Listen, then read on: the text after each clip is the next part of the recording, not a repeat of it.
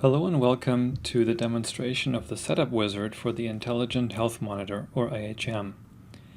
After you've installed the software, you can see on the web browser the interface and the wizard for setting up the IHM. As the interface supports many plants, you have to create a new plant first of all by giving it some name. And we can give a name to it in 4 different categories to distinguish one plant for another.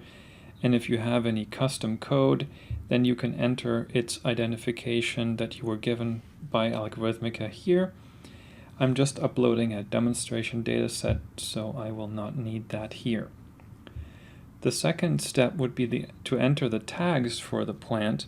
And here I can do it manually by saying I have so many tags and clicking Add Tags. That will provide me with an empty table that I can either fill manually or use copy and paste from an external application to fill in the values for each tag that I need. Or the second way to do it is to prepare that data externally and to upload it. And that's what I will choose to do here. The plant is the one that we've just created, and since there is nothing in the database, I want to freshly upload both the tags and the data. And then I identify where that information is.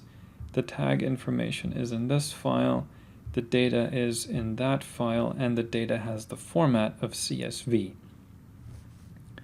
Next I click Upload, and that function takes both of these data files, uploads them to the server.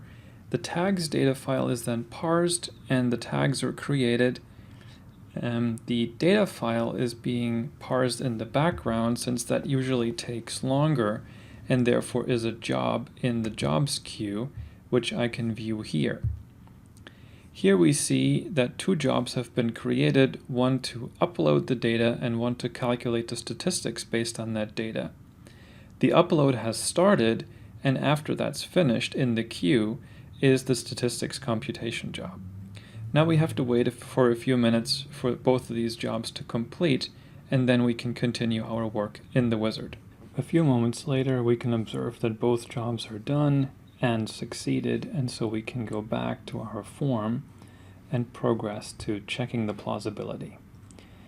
Plausibility check makes several automatic checks whether the tag information and the historical data together make sense. In this case, the model is plausible, and so there's nothing else for us to do here. And we can proceed to the modeling of our limits.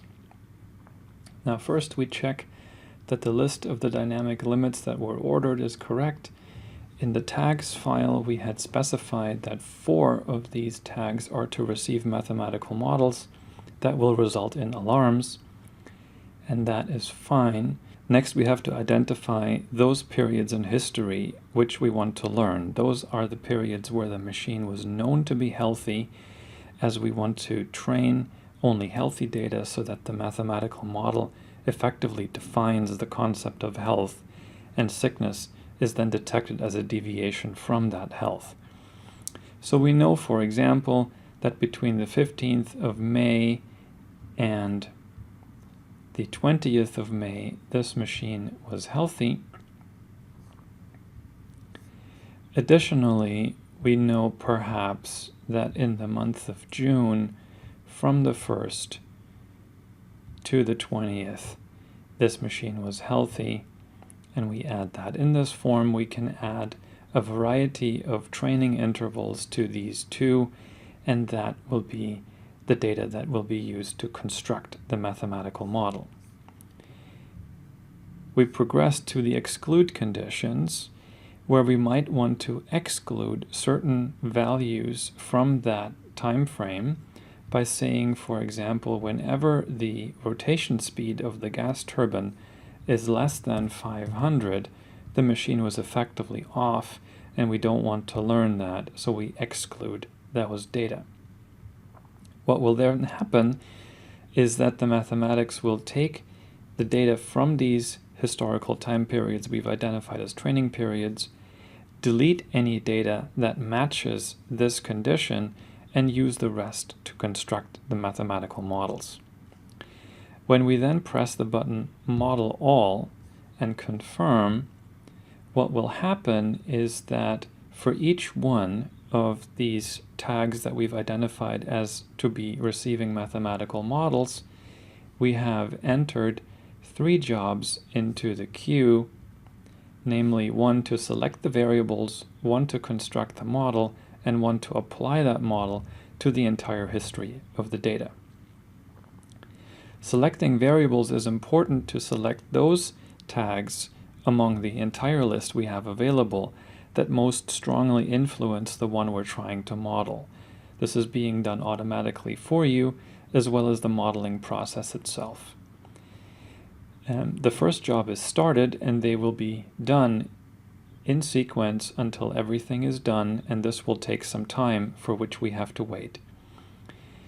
Now, we can go back after all of this is done, review each model on its own merits, see if we like it, perhaps make some individual model-specific changes, and retrain that model, and those we will cover in a separate video. Thank you for your attention.